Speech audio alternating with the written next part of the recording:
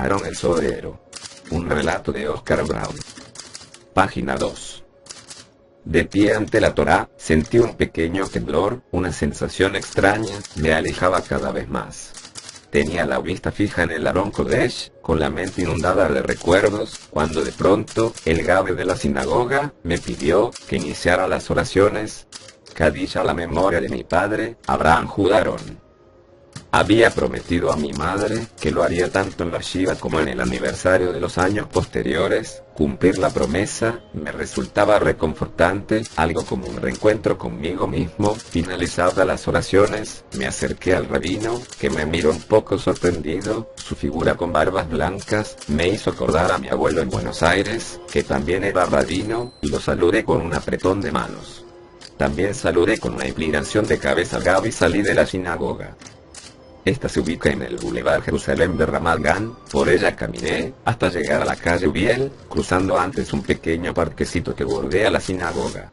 Caminaba y pensaba en cuántos homenajes participé en la Argentina y en Israel, fiestas nacionales que todo el país conmemoraba. Este homenaje a la memoria de mi padre obligatoriamente debía hacerlo yo, solamente yo, frente a la Torá, y con el Minyan como testigo. Poco sé de la niñez de mi padre. Nació en Sotemare, Hungría, hoy Rumanía, a fines del siglo pasado. Fue el penúltimo hijo de una familia muy religiosa de 11 hijos. Sabía contar que poseía una pequeña fábrica de soda y verdulería, en la que trabajó de corta edad. Una vez, cortando leña en la sierra, se seccionó el dedo anular de su mano izquierda, a la altura de la uña. Tan grande fue el susto, que inmediatamente puso el pedazo cortado al dedo, y quedó pegado, pero perdiendo totalmente la sensibilidad de esa parte. El ejército húngaro lo reclutó en la Primera Guerra Mundial, prestando servicios como instructor. Si bien, según contaba Aarón, sus hermanos mayores eran muy altos, Aarón medía 1,77, con una enorme espalda y una fuerza extraordinaria, digna de muchos comentarios. Página 3. De regreso a su casa, terminada la guerra, el ejército rumano lo cita para ingresar al servicio militar de Rumania. Aarón tenía pensado emigrar a Estados Unidos. La citación que recibe apura su decisión y parte a Hamburgo, Alemania, para de allí embarcarse para América. Hamburgo lo acoge, como a miles de europeos que tenían la misma intención. La importante ciudad portuaria, caracterizada por su dinámica e inmensa actividad comercial, ofrece ciertas oportunidades a los recién llegados.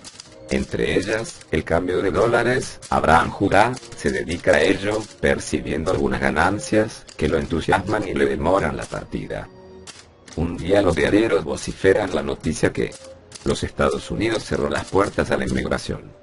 Tomando el té del desayuno, piensa y resuelve. Luego de analizarlo un poco, siempre fue muy rápido en tomar decisiones. Si no puedo ir a Estados Unidos, entonces iré a Argentina. Allí se dirige en el inicio de la década del 20.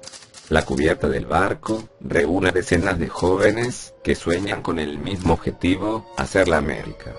Uno de estos jóvenes, muy avispado, organiza competencia de lucha en la cubierta. Más jóvenes se anotan en la misma, donde las apuestas de dinero cada vez son más altas. Aarón, sabedor de su fuerza, huele la ocasión, lucha y vence a todos, uno por uno. El barco llega primero a Montevideo y después sigue a Buenos Aires. En el puerto, un amigo lo visita y le aconseja que se vuelva. Aarón, rápido como era, lo interpreta y le da a entender que trae consigo de Alemania camisas de seda que podrían venderse allí. Amigo, tras escuchar este interesante informe, se frota la perilla, en un gesto de estar pensándolo, camina unos pasos, y volviéndose sobre sí, contesta: bueno, ya que sos mi amigo, me sacrificaré y te voy a ayudar. Los camisas de gusto y corte europeo nunca pudieron venderse. Buenos Aires en aquella época era un hervidero de inmigrantes españoles e italianos. Muchos, después de una estancia en Buenos Aires, partían a distintos puntos del país en busca de trabajo.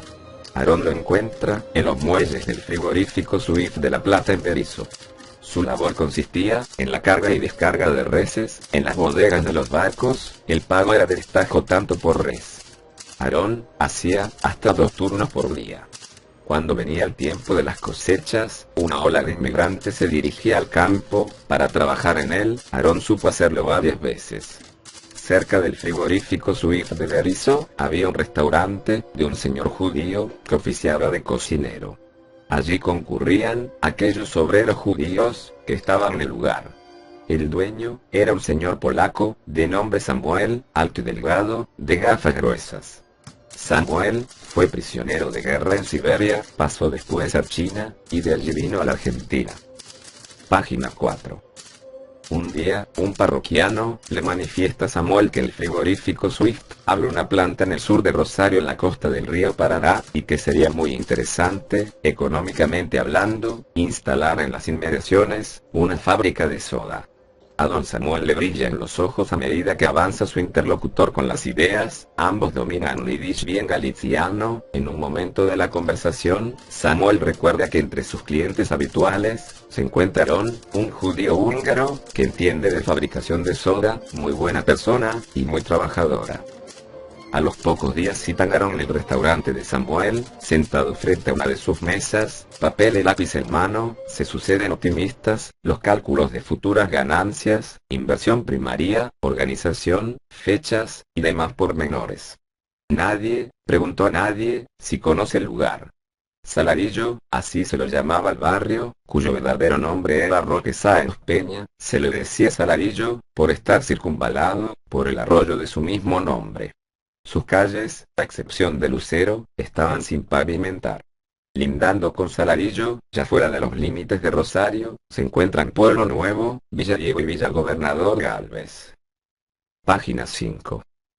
Antes de la llegada del frigorífico, parte de la zona se caracterizaba por tener algunas residencias señoriales de gente adinerada. La llegada de esta nueva industria espantó a estos aristócratas rosarinos. La mayoría se trasladaron al barrio de Fischerton, al oeste de Rosario. Entonces, Salarillo se convirtió en un típico barrio obrero, de gente humilde. Sobre la calle Lucero, hoy Avenida Nuestra Señora del Rosario, se levantaba un gran edificio, que tiempo atrás fue una gran casa de juegos, bailes y fiestas.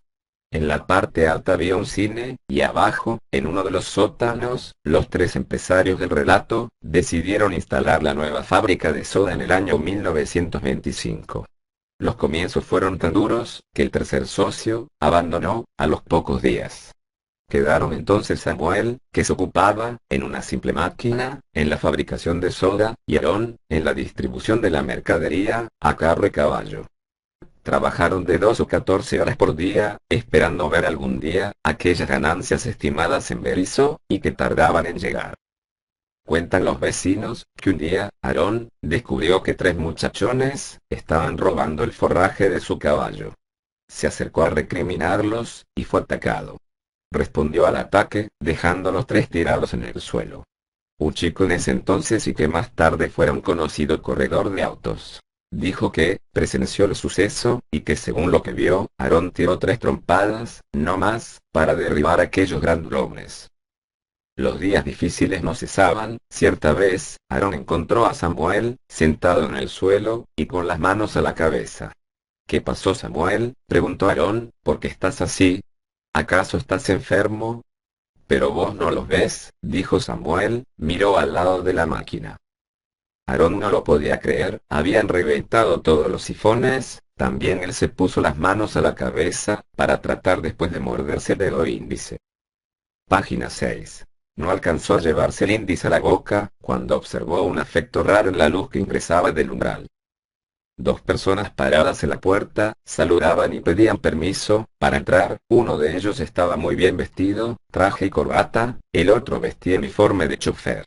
Sí, dijo Aarón, por favor pasen. En su castellano bien gringo, don Samuel seguía sentado en el suelo, con las manos en la cabeza. No le importaba nada, absolutamente nada.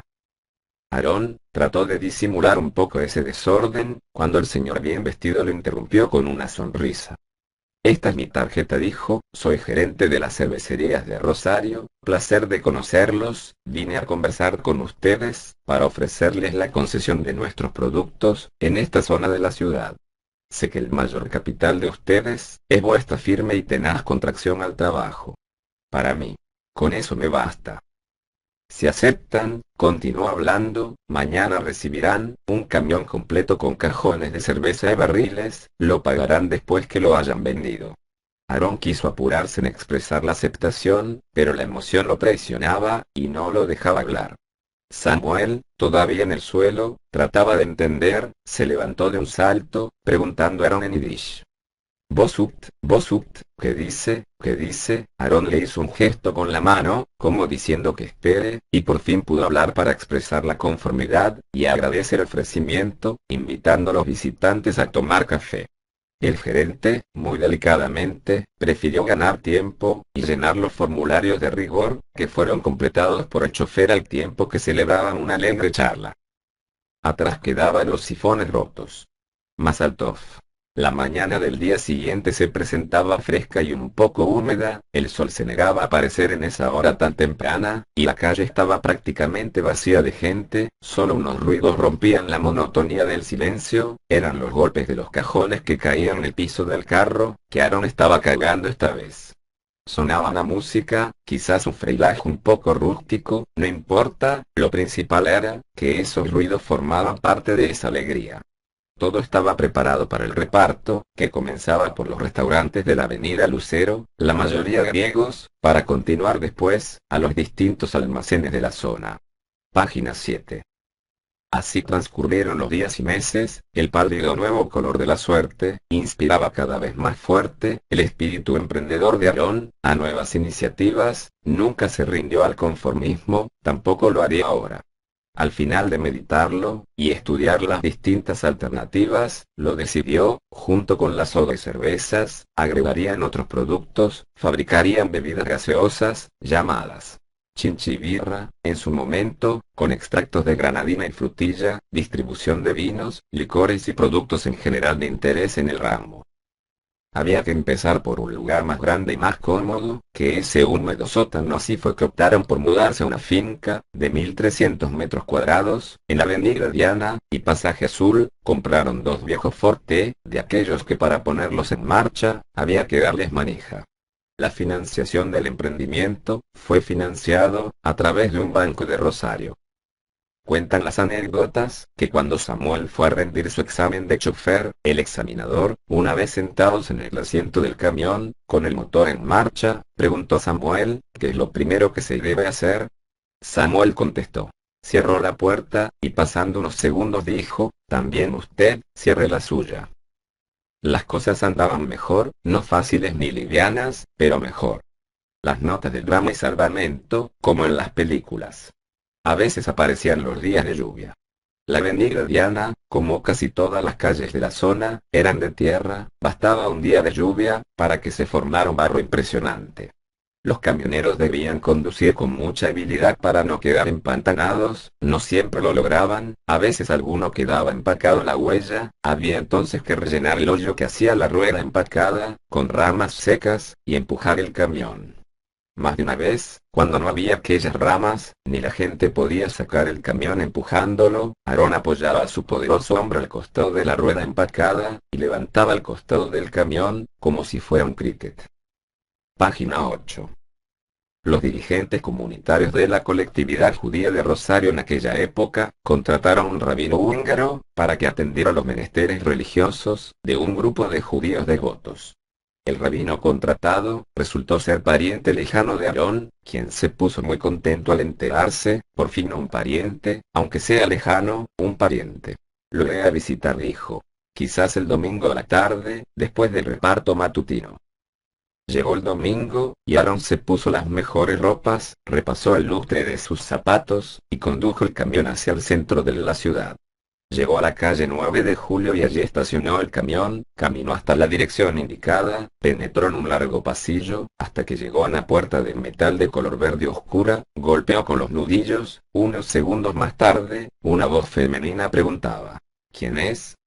Aarón se identificó, expresando su deseo de saludar al rabino y familia. La puerta se abrió, detrás de ella, una señorita muy sonriente lo invitaba a pasar, traspuso la puerta lo más lento que pudo, porque quería seguir contemplando a esa niña, animándose a preguntar. ¿Cómo te llamas? Seren, contestó la señorita, soy hija del rabino. En ese instante apareció la mujer del rabino, que lo saludó, y lo invitó a pasar al comedor, donde lo esperaba el rabino. Encontró al rabino, con los brazos extendidos, y se saludaron, con un abrazo. Se sentaron alrededor de la mesa para charlar, y tomar el té que ya estaba preparado, una torta de manzana, strudel, acompañaba al té. La conversación se extendió más de una hora, interesado Aarón, en saber de su familia, allá, en la lejana Hungría. Tenía la esperanza, que en algún momento, entrara Seren, no tuvo suerte, entonces se levantó para saludar, cuando el rabino antes de despedirse le preguntó: Aarón, ¿acaso tiene usted compromisos el sábado a la noche? ¿No quisiera compartir con nosotros la cena? Para mí sería un honor, contestó Aarón, tratando que esta vez, el entusiasmo no lo traicione y le trague la lengua. Página 9. Salió del comedor, y atravesó un patio de mosaicos, hasta llegar a la puerta de salida, acompañado por el rabino. En corto trayecto observó con atención la casa, hasta encontrar lo que buscaba. Detrás de una de las ventanas, aparecía la señorita Seren, al lado de una chica pelirroja. Trató de hablar fuerte para llamar la atención, pero no pasó nada. Sábado a la noche, no hacía falta notarlo, imposible olvidar esa fecha. La semana se hacía muy larga. Samuel notó que su socio y amigo estaba distinto, distante, no quiso preguntar nada, por lo menos, hasta el día siguiente. Sabía que cuando Aaron planeaba algún negocio, se abstraía y concentraba profundamente en sus pensamientos. Esta vez, lo vio diferente, los gestos eran otros, cada 2 por 3 miraba el reloj, y no hacía cuentas con el lápiz. Raro no, puede ser que haya comido algo, que le haya caído mal, suele pasar a mucha gente de vez en cuando. Espero que mañana se reponga, y afronte el trabajo con las energías de siempre. El día se presenta bravísimo, cantidad de pedidos que atender todos apurados, en fin, estoy seguro que todo saldrá bien. Tampoco ese día menguó la intensidad del trabajo, el ruido de los cajones, barriles y cascos de vino, hacían su ruido. Aarón tenía problemas de audición, los altos decibeles no lo molestaban. Al final de la faena, en ese restaurante que dan sobre Lucero y Mangrullo, se sentó a descansar, en una silla que estaba en la vereda, apoyando sus brazos en el respaldar. Las gotas de sudor caían de su rostro, y su camisa estaba totalmente empapada. Se sacó el sombrero Panamá que usaba permanentemente, y empezó a secar su interior con un pañuelo. En la ancha vereda, unos chicos jugaban al fútbol con una pelota de trapo. Cruzando la calle, a la vera del arroyo Salarillo, un pintor pintaba un cuadro, montado en un caballete. Aarón lo observó un buen rato, mientras bebía una gaseosa fría. La ansiedad de saber el motivo de ese cuadro, se fue apoderando de él. Ya recuperadas las fuerzas, se dirigió al camión, para ponerlo en marcha. Inconscientemente cambió de rumbo y se encaminó a ver aquel cuadro, que tanto le despertó su atención. El pintor, aparentemente no se apercibió de la llegada del visitante, que detrás suyo observaba el cuadro. En él aparecía el puente ferroviario de color rojo, de hierro. Página 10. En sus extremos, a una altura de unos 7 metros, bajaban como unas alfombras verdes, las plantas silvestres, salpicadas por pequeños círculos amarillos de las flores de girasol, y un centenar de flores rojas muy chiquititas. El paisaje era hermoso, aunque el cuadro le gustó más. El pintor, continuando su trabajo, sin interrumpirlo, preguntó a Aarón: ¿Le agrada, caballero? Mucho, contestó Aarón, pero veo los colores más fuertes, y el dibujo más atrayente. ¿Usted, señor, lo ve así? Lo siento así, lo vivo así, contestó el pintor. Regresó al camión pasando por un negocio de plantas y flores. Entre estas se destacaban rosas té, amarillas, y claveles blancos. En la mente de Aarón, todavía permanecían las palabras del pintor: lo siento así, lo vivo así.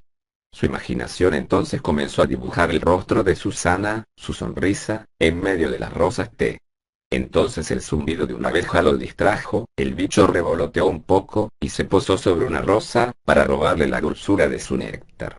Aarón, pensativo, empezó a reírse, al tiempo que decía para sí mismo: si la naturaleza es así, yo podría ser una abeja ladrona. Se acordó de la cena del sábado a la noche, y decidió comprar un ramo de flores, a fin de obsequiarlo a la dueña de casa. La puerta del negocio se abrió, tras un chasquido, y el sonar de campanillas. La vendedora dueña del negocio se acercó y dijo, en un idioma más griego que castellano: Aarón, ¿vos venís a comprar flores? Bueno, respondió Aarón, de vez en cuando trato de ayudar a los vecinos. Entonces, ¿por qué no me compras una rifa de la escuela? Mira, por ahora dame una docena de aquellas rosas, háceme un paquete de lujo, respondió Aarón. Las rosas, color de amarillo, fueron siempre las predilectas de mi madre. Página 10. El dichoso sábado llegó, no era el mismo sábado que los anteriores. El cuello almidonado duro era por demás incómodo en ese día de calor, el traje negro a rayas recién planchado impecable, y del chaleco colgaba una cadena de oro, de un reloj de bolsillo, también de oro, que Samuel le había regalado. En los puños de la camisa lucían unos gemelos, remataba la vestimenta, un sombrero Dion, de fieltro, recién comprado, de color gris oscuro. Todo listo, repasa los últimos detalles frente al espejo del ropero, y sale. El camión ya estaba en marcha, Samuel lo había encendido, quien lo despide le desea mucha suerte. El camión empieza a tartamudear, como queriendo pararse, Aarón apretó fondo el acelerador y lo reguló. Habrá sido una basurita en el carburador. Si ahora se detiene, lo reviento, decía para sí Aarón. No obstante, anduvo bien, llegó a la avenida San Martín, y dobló a la derecha, rumbo al centro. En el asiento contiguo, estaban puestas cuidadosamente, el ramo de rosas T. La puerta del departamento fue abierto por un mozalbete, que extendiendo la mano le dijo: Mucho gusto, yo soy el hijo menor del rabino. Detrás del chico, una chica pelirroja, que había visto antes, hablando con Susana, mirando las flores dijo: Yo soy la penúltima hija, ¿acaso estas flores tan bonitas son para mí? Bueno, contestó Aarón, son para toda la familia, creo que para ti, puede haber alguna. Los dos jóvenes acompañaron a Aarón al comedor, el rabino se levantó para saludarlo e invitarlo a que se siente a su derecha. La mesa preparada con un blanquísimo mantel, vajilla y cubierto europeos, en la cabecera una jarra de cristal llena de vino casero, hecho seguramente por el rabino, los jóvenes se sentaron al otro extremo de la mesa. Tras unos minutos de charla, el rabino procedió, y los demás igual, al lavado de manos. Después volvió a la mesa y llamó a su señora y Susana, para iniciar el kiddush. Por fin pudo ver su rosa de té, vestía un vestido azul, con pillos y cuello de encaje blanco, hermosa. Sonriente, saludó con una inclinación de cabeza, la señora del rabino le agradeció las flores, el rabino a continuación invitó a Aarón, a decir el kiddush del vino, él dijo el del pan. Con cantos jurídicos, de muy linda voz de los chicos, trajeron los primeros platos. El gefilte fish estaba exquisito, siguió, pollo al horno con papas, el vino dulzón, y de postre kigul y frutas. El rabino preguntó a Aarón, ¿cómo iba a la sinagoga? Hacemos minyan con mi socio y unos vecinos, en una casa del barrio, contestó Aarón. Página 12. El rabino sintió con la cabeza, aprovechó ese momento Aarón para dirigirse a Susana, y preguntarle si conoce el cinematógrafo. Susana se sonrojó, y Aarón comprendió enseguida, que la cosa, sonaba atrevido, dado la seriedad de la familia. Entonces, continuó diciendo, tal vez prefiera caminar junto a sus hermanos, y conocer el Parque Independencia. Susana hizo un gesto, como acomodándose mejor en la silla, demorando unos segundos, y en voz baja, y en español. Los abuelos no conocen el idioma, contestó. De preferir, prefiero el cinematógrafo. Al poco tiempo, los abuelos debieron trasladarse a Buenos Aires, la entidad que lo había contratado no pudo hacer frente a los pagos, ello obligó al rabino a tomar tal determinación. Aarón, ya había salido varias veces con Susana, estableciendo una relación amorosa, continuando las visitas en la capital porteña, unos meses más. En una de esas visitas, propuso formalmente, matrimonio a Susana. Su bella rosa empezó a sonrojarse y sonreírse, manifestando su asentimiento. Los abuelos, no se sorprendieron, de la nueva que Susana y Aarón, les traían. El pedido de mano tal como se estilaba entonces, los puso muy contentos, festejándolo con un brindis de guindado, producción de la abuela. La boda se celebró en la misma sinagoga de mi abuelo, que estaba ubicada en una habitación de adelante de su departamento en una fiesta sencilla, con todo el rigor de la ortodoxia judía. El tren que salía de Estación Retiro, para Rosario, salía a las 18 horas. En el andén despidieron a los recién casados, los jóvenes cuñados, y unos pocos amigos. La travesía a Estación Sunchalés demoraba normalmente 5 horas. En las primeras horas, cambiaron ideas y proyectos, hasta quedar dormidos. Ese viaje en tren de Buenos Aires a Rosario, era todo su viaje de luna de miel. Página 13. La propiedad de la avenida Diana y Pasaje Azul, donde estaba instalada la fábrica de soda y depósitos, fue el primer hogar del nuevo matrimonio. Yo todavía recuerdo esa enorme cocina a leña, y una mesita, adosada a 2 banquetas, donde nos sentaban a comer a mi hermano y a mí. Recuerdo que a mitad de la comida, nos tirábamos los platos a la cabeza, y nos reíamos como locos.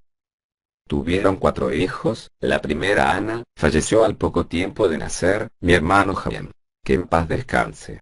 Nació en 1930, yo en 1931, y Norma en 1937, ya en este año, vivimos en una casa de al lado, por Avenida Diana que mis padres habían comprado. En el inicio de la década del 30, la crisis económica en la Argentina se manifestaba con toda su fuerza. Rosario, no estuvo exenta del padecimiento que la misma generaba. La ciudad estaba poblada por un alto número de italianos. Algunas mafias locales, como la llamada Chicho Grande, Chicho Chico, el Pibe Cabezas, hicieron que muchos se refirieran a la ciudad como la Chicago Argentina. En el frigorífico Swift, trabajaban más de 4.000 obreros, el barrio tenía un pequeño astillero, un balneario municipal, y unas cuantas y muy chicas, industrias metalúrgicas. La población fue creciendo en forma sostenida, llegaron para residir en la zona, una cantidad significativa de inmigrantes polacos, rusos y lituanos, entre otros. Junto con este crecimiento, se incrementaba la demanda de viviendas económicas, principalmente a finales de la década del 40. El olfato empresario de Aarón no tardó en percibir el fenómeno social en ciernes, y sin mucho más recursos que su capacidad intuitiva, se lanzó junto con Samuel a la construcción de viviendas económicas. Las primeras fueron 5 en la calle Castro Barros al 500, más tarde otras 5 en Castro Barros y Avenida del Rosario, y otras 5 en Avenida del Rosario y Caseros. La compra de terrenos para loteo, y venta en remates y mensualidades, no solo en el Salarillo, formaron parte de las actividades inmobiliarias. Entre las construcciones que efectuaron, figura también, el Cine Diana, en la esquina de Diana y Lucero. La habilidad empresaria de Aarón y Samuel en la conducción de ese cine, fue un enorme fracaso, al punto tal, que después de muchos meses de pérdidas, resolvieron alquilarlo a cualquier precio. Página 14. Existía en el barrio, una reducida comunidad de judíos. La educación judaica a sus hijos, las reuniones religiosas en las fiestas judías, y demás acontecimientos sociales, se realizaban provisoriamente en distintas casas, según las circunstancias. En la oportunidad, un grupo de ellos, convencieron a Samuel, en la donación de un edificio, en un terreno de su propiedad, en Avenida Diana, frente al Pasaje Azul, pegado al Cine Diana, que sirviera de escuela, sinagoga, biblioteca, y centro cultural y deportivo, medía aproximadamente unos 300 metros cuadrados, y fue inaugurado a mediados de la década del 40, en una gran fiesta, con emotivos discursos, de los dirigentes comunitarios, que a la sazón conducían la ciudad. Aarón fue elegido su primer presidente, dedicándose en forma especial a los menesteres de la escuela y el templo. Recuerdo todavía a don Samuel, haciendo sonar el shofar, en las fiestas religiosas, se ponía colorado por el fuerte esfuerzo que hacía, a veces temíamos que pudiera pasarle algo. Sin duda fue un gran hombre.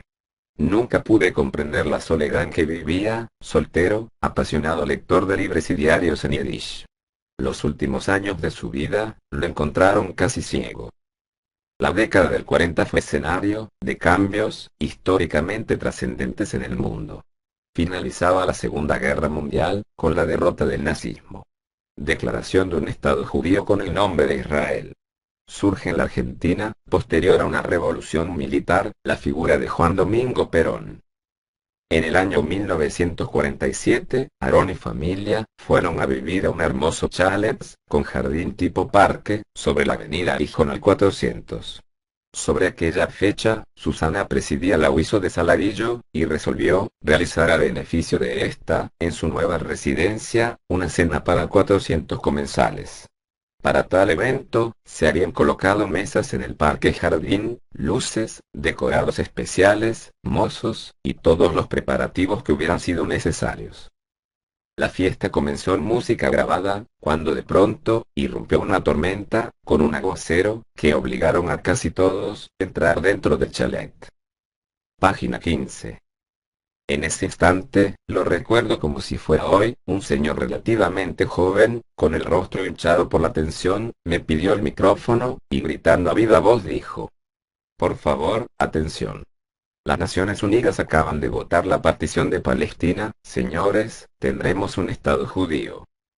El amplio salón del chalet de repente quedó chico, amontonados los asistentes en un solo grito, abrazados todos con todos, risas, lágrimas, bailes hasta la madrugada. Así fue para nosotros aquel 27 de noviembre. En la Argentina de entonces, sucedieron fuertes hechos políticos, sociales y económicos, que cambiaron drásticamente en su fisonomía. El sindicalismo, apoyado y promocionado por Perón desde el gobierno, se constituye en una fuerza poderosa e importante. Arrecian las huelgas de los distintos gremios obreros, y en las huelgas generales, la voz inconfundible de ese orador extraordinario, que por radio del Estado, y frente a la Plaza de Mayo en Buenos Aires, hablaba a la masa de descamisados peronistas. Quiero destacar, en forma muy especial, la buena gente del barrio. Trabajadora, humilde y amiga, gente de bien. Nunca escuchamos de ellos alguna expresión antisemita, nunca salvo un inquilino, que cada vez que venía a pagar el alquiler profería insultos antijudíos. Un día iba yo, llegando a la oficina de la fábrica de soda, cuando de repente vi salir a este señor por la ventana, volando como si fuera un bollo de papel, cayendo de espaldas en el barro del pasaje azul. Unas personas corrieron a socorrerlo, yo me apresuré a entrar a la oficina, para saber qué pasó. Allí Samuel gritaba a Aarón. ¿Qué hiciste? Misigene, Nishmut. Loco, no es bueno. Aarón estaba rodeado de algunos empleados, que buscaban calmarlo, uno de ellos me explicó. Tu papá lo sacó por la ventana de una trompada, después que este bravucón lo insultara. Quedé mirando la escena, vi más tarde que el inquilino se levantaba del suelo, todo embarrado, la cara echada, como si le hubieran sacado 3 muelas de golpe, y se fue caminando, acompañado por una persona. Página 16. Unas horas más tarde, llega un agente de policía, con una citación para Aarón, requiriendo a presencia ante el comisario, en la comisaría 13, a las 18 horas. Cerca de esa hora, Aarón me pidió que lo llevara con el jeep, acepté, a condición, que me dejara escuchar la audiencia. Pedimos permiso en la puerta del despacho del comisario que estaba sentado detrás de su amplio escritorio. Saludamos en voz baja, el comisario permanecía sentado, sin contestar el saludo mira fijo a Aarón, y le pregunta. Decime, pedazo de macho, ¿con qué le pegaste? Con la mano, contestó Aarón, una vez, solo una vez. Decía Aarón y continuaba, se tomaba la costumbre de insultar, hoy no lo aguanté. Mira querido, dijo el comisario, no sé, ni quiero saber cómo fue, pero vos me tenés que prometer una cosa, si no pasás al calabozo, la próxima vez al mismo, o a cualquiera otro, no me cerres el puño, ¿entendiste? No me cerres el puño. A medida que Hayem y yo crecíamos, más nos acercábamos a Aarón, sobre todo Hayem. Al terminar Hayem el servicio militar en San Nicolás, Aarón propone a Samuel dividir la sociedad en 4 partes, un 25% Samuel, un 25% Aarón, un 25% un primo de Samuel, y un 25% Hayem, año 1951. Hayem, desde un principio se manifiesta dinámico, inquieto, un generador constante de iniciativas, los socios van quedando atrás arrollados por el empuje de este. Aarón se siente satisfecho, y lo deja hacer más aún, le permite disponer de más tiempo para dedicarse a otras cosas. Por una casualidad tuve que vender una motocicleta de Hayem. Una Norton 500, después, que este se diera un porrazo con ella, yo me dediqué a la venta de motocicletas y motonetas usadas, y más tarde nuevas, posteriormente, me dediqué a la venta de artefactos del hogar. Yo me casé en 1954, Hayem 2 años más tarde. Aarón con Susana y Norma, se mudan a una casa de la calle Sarmiento al 2400. El ímpetu de Jaime es puro fuego, toma para la sociedad, la concesión de las cervezas al sur de la provincia, forma también una sociedad para la concesión de ventas de una conocida marca de autos. Antes de terminar la década del 60, Norma se casa, y el matrimonio, se radica en Buenos Aires. Página 17. Susana, a los pocos meses del casamiento de Norma, convence a Aarón de ir a vivir a Buenos Aires. Susana tenía un arte especial para convencer a Aarón, no recuerdo que hayan tenido enojos serios entre ellos. Causaba gracia, cuando Aarón frente a terceros, se refería a su esposa, decía: la señora. Optan por un departamento de 2 dormitorios, sobre la calle Campichuelo, a media cuadra de Díaz Vélez. En ese momento tenía problemas con una pierna, y se ayudaba con un bastón. La nueva residencia en Buenos Aires, la renguera, nada, podían decirle a Aarón que se quede quieto o tranquilo. Cada 2 por 3 viajaba a Rosario, o a otros lugares, como si fuera un pibe, para la edad, o el peso, estaba bastante gordo, eran cosas ínfimas, podrían hacer mella a otro, no a él. Por sus muchas actividades, debió haber conocido un número grande de personas, con muchas de ellas, conservó amistad durante años. Hombre de palabra, leal y siempre dispuesto a ayudar a sus buenos amigos, su sinceridad era apreciada por todos los que lo trataban. Abuelo cariñoso, generoso como pocos, con todos los nietos, siempre tenía tiempo y temas para conversar. Las fiestas de Pesaj, Rosh Hashanah y Yom Kippur, reunía a toda la familia en su casa, todo bajo el rigor de la tradición judía. En la Segunda Guerra Mundial, el nazismo cruel y salvaje, acabó con casi toda su familia en la cultural Europa. De los que se salvaron, pude conocer un hermano menor, que había perdido toda su familia en los campos de concentración, vivía en Nueva York. Con el tiempo, se va acentuando, cada vez más su renguera y capacidad auditiva, usaba en el oído, un aparato, que le ayudaba a escuchar mejor. La sordera supo traerle inconvenientes, e interesantes anécdotas.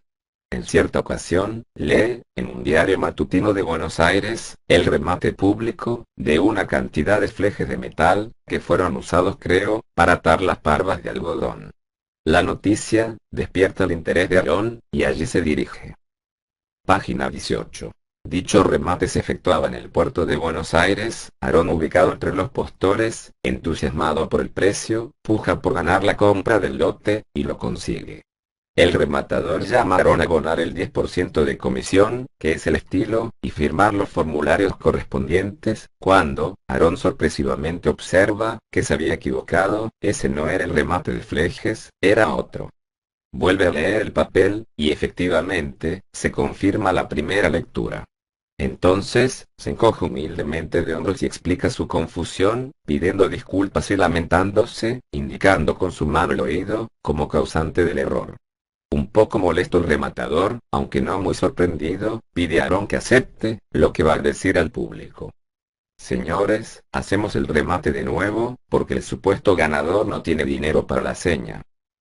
Se reanuda el segundo remate y lo gana un señor que había pujado anteriormente con Aarón, pero a un precio mucho menor.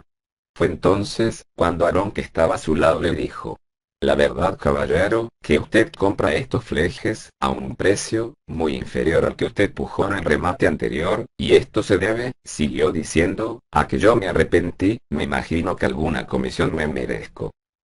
Susana y Aarón, acostumbraban a tomar vacaciones de verano en Mar del Plata, y Río Hondo Santiago del Estero, en invierno. Un invierno, Jaime los invitó, a pasar juntos, unos días en Río Hondo. Una enfermedad terrible, le fue descubierto a Traían, fue por ello que Jaime los invitó. Quería estar, unos días solo con ellos. Nunca supe cómo fue el tenor de la invitación, pues Jaime ocultó, hasta muy avanzada la enfermedad, el mal que padecía. El fatal desenlace llegó con la oscuridad de la tristeza y el dolor, por primera vez, vi llorar a Aarón, incontenible, no cesaba de caer lágrimas, de sus ojos hundidos y su rostro estaba, impresionantemente arrugado por la angustia.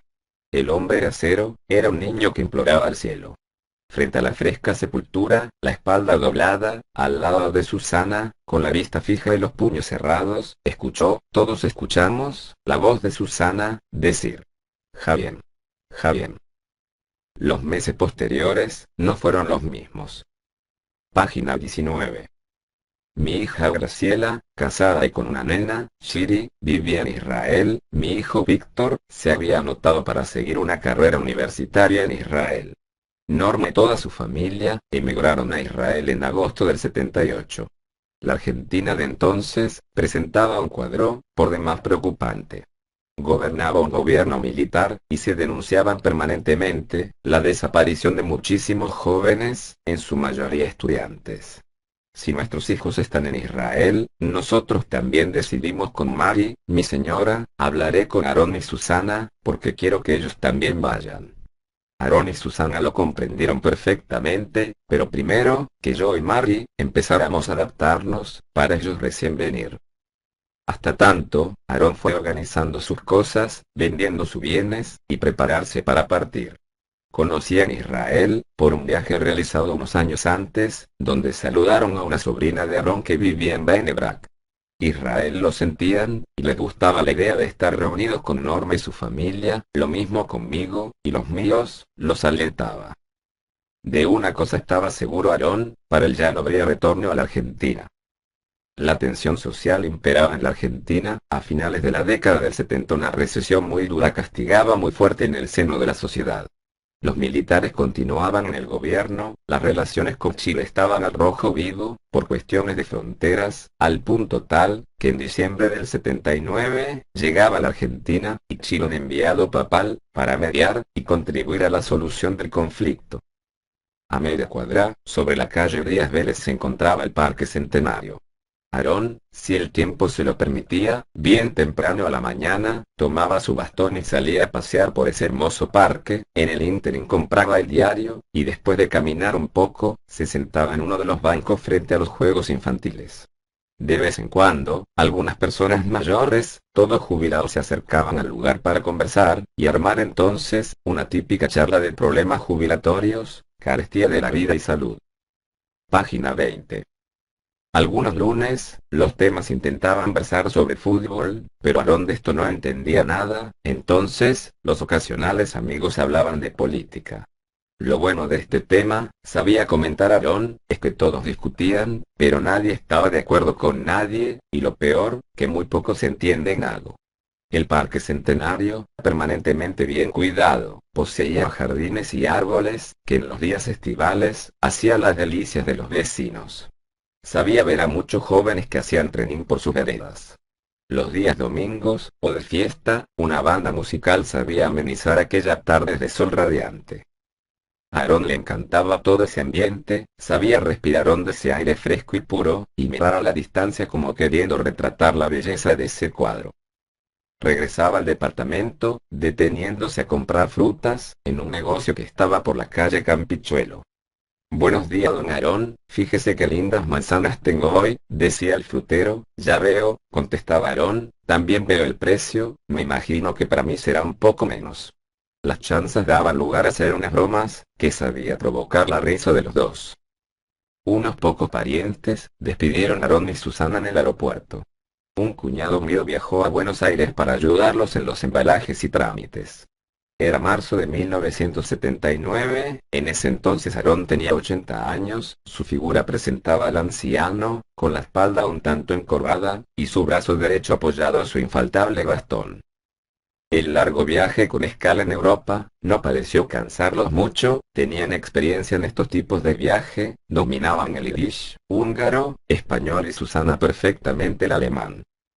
Israel los recibió en el inicio de la primavera. Todos fuimos al aeropuerto Ben Gurión, aquel atardecer, también Shiri, la primera bisnieta. ¿En qué idioma podía Shiri comunicarse con sus bisabuelos? Por ahora, con un fuerte abrazo, y muchos, muchos besos. Página 21. Natania fue la ciudad que los acogió. Norma ya vivía allá, y había contratado en alquiler para ellos, un hermoso departamento, con vista al Mediterráneo, chico pero bien ubicado, a escasos metros de la peatonal. Aarón y Susana estaban encantados. La belleza de Natania cautivó a Aarón. Empezó a concurrir a una sinagoga, que estaba en un hotel, ubicado enfrente del edificio de departamentos donde ellos paraban. Más tarde comenzó a concurrir a una sinagoga, de gente oriunda de Hungría, próxima a donde después fueron a vivir. En esta sinagoga, se encontraron con parientes lejanos, que de inmediato formaron una buena amistad. Aarón, consecuente con sus costumbres, continuó ejerciendo sus cortos paseítos matinales, recorriendo las calles de Natania. Los nombres de aquellas calles, según comentaba, lo llenaban de nostalgia, lo hacían volver a su niñez, al seno de su familia en Hungría, nombres de rabinos, que había estudiado hasta su adolescencia en la escuela de Satu-Mare, figuraban allí, en las calles de Natania, honrando al Estado judío, al pueblo judío. Con el yiddish, y a veces con el español y el húngaro, se arreglaba bastante bien. Un diario y un noticiero radial en yiddish, lo acompañaron todos los días. Susana se asoció a la biblioteca de libros en húngaro. Un hecho de extraordinaria trascendencia histórica ocurrió en el inicio de la década del 80. Israel y Egipto firman la paz. Menahem Begin, primer ministro de Israel, y Anwar Sadat, presidente de Egipto, rubrican en Washington el famoso convenio, bajo los auspicios de Estados Unidos. No más guerra, no más ensangrentamientos, fueron las palabras de Sadat, que recorrieron el mundo. Meses más tarde, un fanático musulmán asesina a Anwar Sadat durante un desfile militar en Egipto. Posteriormente se desata la llamada Guerra del Líbano, resultado de ella, Arafat es expulsado a Túnez. Página 22. La economía de Israel se manifiesta inestable, acusa una recesión. Aarón se consideraba a sí mismo un buen ciudadano, siempre iba a votar en las elecciones nacionales. No obstante que todo lo indicábamos, tal o cual candidato, nunca pude estar seguro por quién lo hacía, el voto es secreto decía, y se reía. Los viernes a la noche, Shabbat, nos reuníamos en la tradicional cena, en su casa de Natania. Las fiestas de Pesaj, Año Nuevo y Yom Kippur, también nos reunía. En cierta oportunidad, recibió la visita de un sobrino, que vivía en Nueva York. Recién en esa visita se conocieron personalmente. Cuando la Segunda Guerra Mundial había terminado, este sobrino envió una carta a Aarón, desde Suecia, expresando que era hijo de tal hermano, que se había salvado por milagro, y le pedía dinero, para emigrar e instalarse en Estados Unidos. Aarón despachó el dinero solicitado. Gracias a ello, pudo viajar, y con los años evolucionó muy bien económicamente. Según supo contarnos Susana, constantemente Aarón ayudó con dinero a su familia en Hungría, especialmente a sus padres. El departamento que habían adquirido, y vivían en Natania, en la calle Stamper, tenía un balcón grandísimo, en él, un número significativo de macetas, con todo tipo de plantas, lo bordeaban alegremente. Susana se ocupaba de regarlas y cuidarlas. En el centro de ese balcón patio, había una mesa, con 4 sillas de metal. En esa mesa, jugábamos, hasta que nos corría la noche. Varias veces los buscaba y acompañaba al consulado argentino al teléfono BIF, para gestionar la supervivencia que exigía el Instituto de Jubilación Argentino. Varias veces, los llevé al Kibutz Oraner, donde entonces estaba mi hija, y a mi departamento en Ramat Gan.